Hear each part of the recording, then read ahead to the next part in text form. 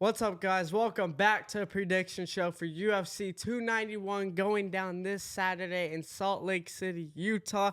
You got Justin the Highlight Gaethje fighting Dustin the Diamond Poirier for the vacate BMF title. I have a feeling this fight is going to be just like the first one.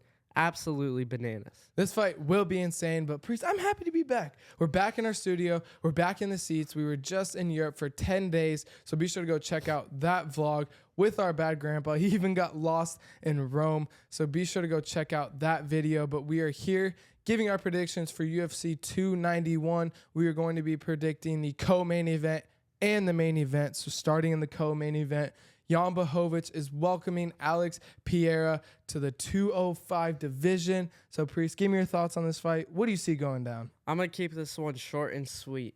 Alex Pereira is moving up to 205. I've watched the embedded all week long so far. He is saying he's in the best mental state and physical state he's ever been, ever fighting in a week of a fight.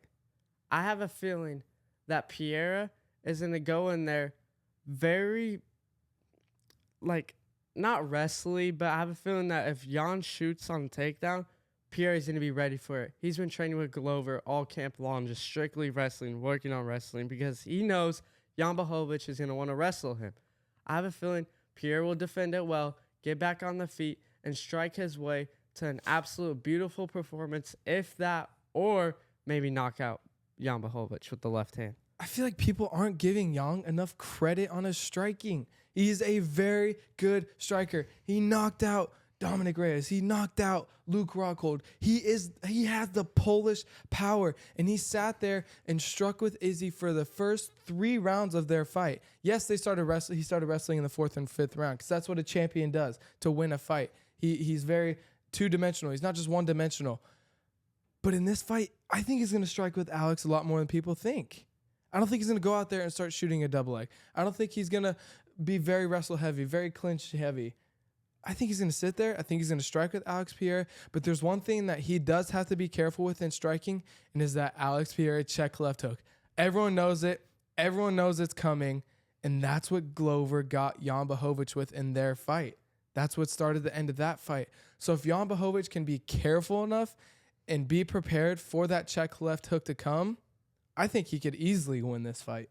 I'll tell you what, Pereira needs to get Jan Blachowicz to the fence. He needs to get Jan Blachowicz where he's feeling trapped. Because once Pereira gets you feeling trapped, it's done. That's what he did against Israel Adesanya. That's what he started doing again in the second fight. He got Izzy kind of trapped and then kind of got a little lax, daisical, and then got caught. Jan definitely has to push the pace. He's got to walk him forward. Yes. If he allows Alex to start walking him forward and coming forward, it could be a tough thing. But I also think the leg kicks are a lot different too. Yes, Alex Pereira throws a lot of leg kicks. He throws a lot of leg kicks. Jan Blachowicz throws a lot of leg kicks. But his are powerful, man. I mean, Ankalaev couldn't even walk after the 2nd round. So I think Jan Blachowicz is going to come out. He's going to be leg kick heavy as well. And he's just got to be careful. I mean, it's a fight. Anything can happen in a fight. But if he stays locked in and he stays tactical, he could easily win this fight. So I'm taking Jan Blachowicz. Okay. You're taking Alex Pereira? Okay. Moving on to the main event, you have Justin Gaethje taking on Dustin Poirier for the 2nd time for the BMF belt, which I'm not too happy about this, but it's going to be an amazing fight. So, Priest, give me your predictions in this fight. I have a feeling that it's going to be... first and foremost, it's going to be an absolute barn burner of a fight. But it's going to be different than the second fight. You saw a young Justin Gaethje who was just looking for the knockout. Now you see a Justin Gaethje that can see what's coming, and he can limit himself to just kind of work the striking a little bit and then set up the power punches. In the first fight, we saw Justin Gaethje come out super leg kick heavy in rounds 1, 2, and 3. But Poirier saw it, and Justin was throwing a leg kick called an empty leg kick. If you guys don't know, it's just whenever you throw the leg kick without setting up a striking or throwing striking after. You just literally throw the leg kick. And Poirier saw it, and he would throw the straight left every single time. And it landed 99% of the time. And we actually saw it robble Gaethje a little bit in the first round. So Gaethje needs to get his lead leg on the outside of Poirier's lead leg whenever he throws the leg kick, and that will stop Poirier's left hand. And if he does that, Gaethje can just easily throw a check left hook and then finish it with an uppercut. And I possibly see Justin Gaethje knocking out Poirier. Ooh, that's a bold one. I can Knocking see him it. out. I could see it too. I think both people have the power to knock each other out. But I think this is going to go 5 rounds. I think it's going to be a war like it was in the first fight. You did mention the empty leg kicks that Justin Gaethje did throw in the first fight, but there's also something that you missed out. Justin Gaethje has a lot of side-to-side movement now. If you go back to that first fight, he was just standing there. He wasn't very light on his feet. He wasn't getting his head off the center line. Now in the Fiziev fight, he's always bouncing. He's bouncing side to side. He's giving different looks, giving different angles. And I think that's going to play a factor in this fight to Dustin Poirier. Because Dustin Poirier is just going to sit there and he's going to brawl with him. And I think Justin Gaethje creating different angles, creating different sides of side-to-side movement is going to help him in this fight. And I think he's got to come out very leg heavy again. Justin Gaethje threw 10 leg kicks in the first minute of their first fight. He has to do that.